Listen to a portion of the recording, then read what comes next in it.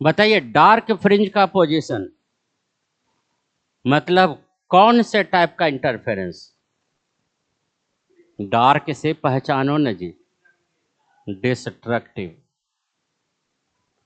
एकदम simple language में बता रहा हूं, ध्यान से समझ लो। ब्राइट का मतलब चमकना, चमकना माने ज्यादा, ज्यादा माने कंस्ट्रक्टिव। डार्क माने अंधेरा, अंधेरा माने इंटेंसिटी खत्म, और इंटेंसिटी खत्म मतलब डिस्ट्रक्टिव।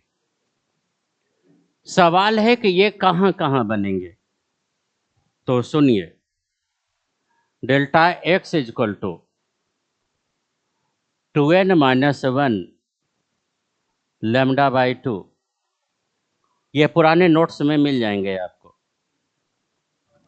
यंग एक्सपेरिमेंट में डेल्टा एक्स क्या होता है?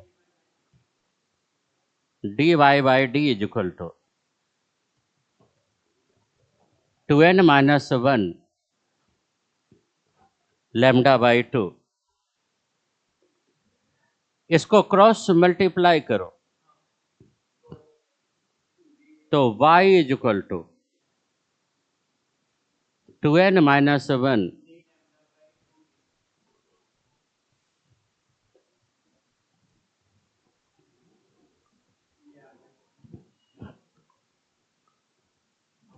n is equal to 1 2 3 4। Destructive वालों में 0 से n स्टार्ट नहीं होता है, करवाए थे पिछले दिन। बताइए y का लिस्ट बनाओ। n का वैल्यू 1 पुटअप करेंगे तो d लैम्डा बाई 2d। आगे वैल्यू भरो तब तो समझ में आएगा।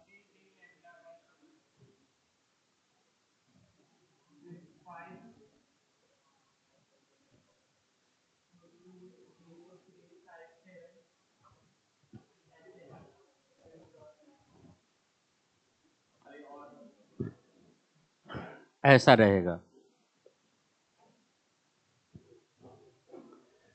इसको क्या कहेंगे? First minima. उसको क्या कह रहे थे? मैक्सिमा। और क्या ये फर्स्ट डार्क कहलाएगा?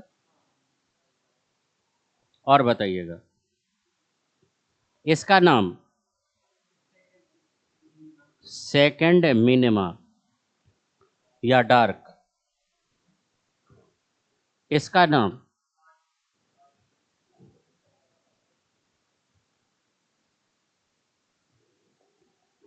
थर्ड डार्क भी कह सकते हो। और ये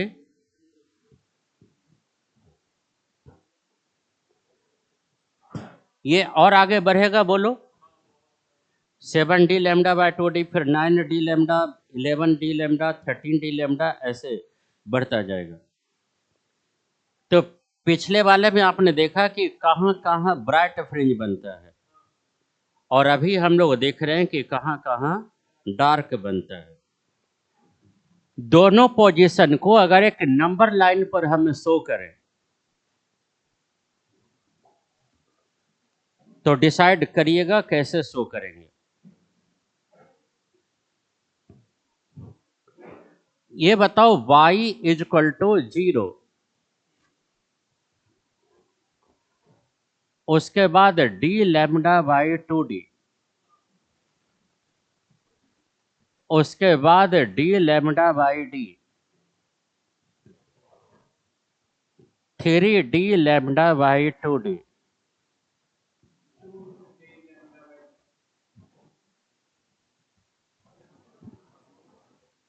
5d लैम्डा बाई 2d,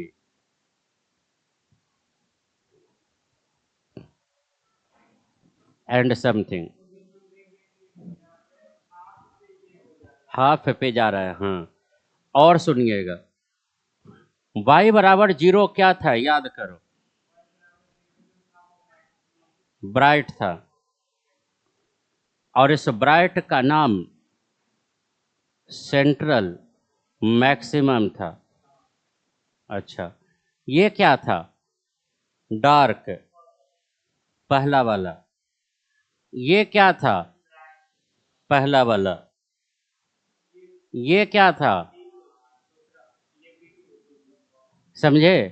ये बहुत अच्छा चीज है। इस लिस्ट से बहुत सारे क्वेश्चन क्रिएट हो जाते हैं, सोल्व हो जाएंगे सब। कैसे बताओ? डायरेक्ट आप बता सकते हो कि पहला ब्राइट इतनी दूरी पे बनेगी, सेकंड ब्राइट इतनी दूरी पे बनेगी, थर्ड ब्राइट इतनी दूरी पे बनेगी। मतलब ये लिस्ट अगर याद हो जाए आदमी को, तो जब पूछा जाएगा कि बताओ ऑरिजिन से चौथा ब्राइट कितना दूर है, तो लिस्ट में से डायरेक्ट मिल जाएगा। हाँ या ना? और बताइए, अगर आपसे ये पूछा जाए कि ऑरिजिन से तीसरा डार्क कितना दूर है, तो ऑरिजिन से तीसरा डार्क इतना दूर है 5d lambda by 2d, direct answer आएगा। और वहां डॉटेड हमने किया है, उसका क्या मतलब है? इस लिस्ट को देखना और कुछ चीजें आपको रिजल्ट के रूप में लिखनी है, तो हम बोल देते हैं, बाद में लिख लीजिएगा। ये बताओ, ब्राइट के बाद ब्राइट ब्राइट ब्राइट बनेगा कि बीच में डार्क डार्क भी बनेगा? और डार्क के बाद डार्क बनेगा कि नहीं बनेगा? तो क्या सीखे इससे? Bright and dark are alternate. मतलब आप ये कभी मत समझना कि ब्राइट के बाद फिर ब्राइट बनेगा, बीच में एक डार्क आएगा। और ये तो कल ही हमने सिद्ध कर दिया था कि इंटेंसिटी 4i से घट करके 0 पे जाएगा, और 0 के बाद फिर बढ़ करके 4i पे आएगा।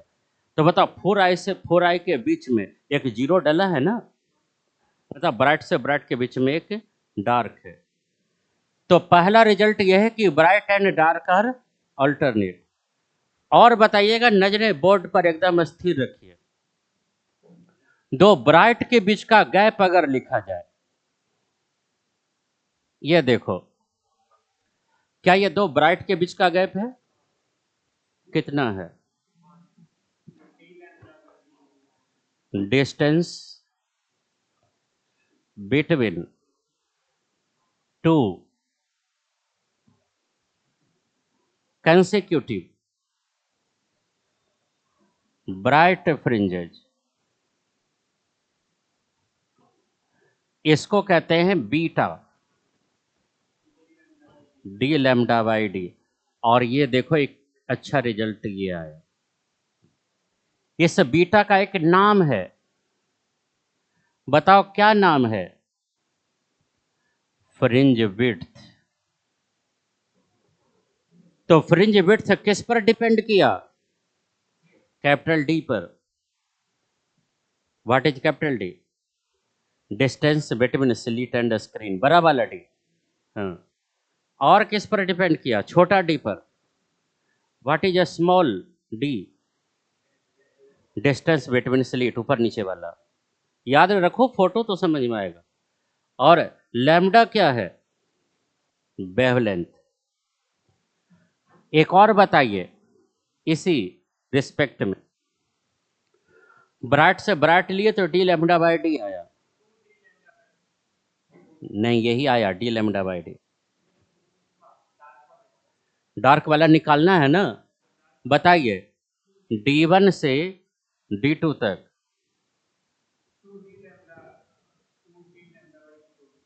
और 2 से 2 कटना होगा। करो आप मन ही मन में calculate. Distance between two consecutive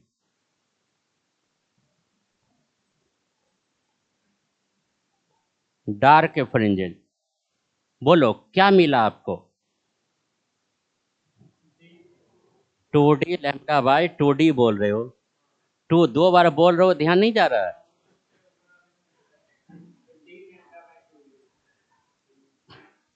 और दो ब्राइट के बीच का गैप कितना था?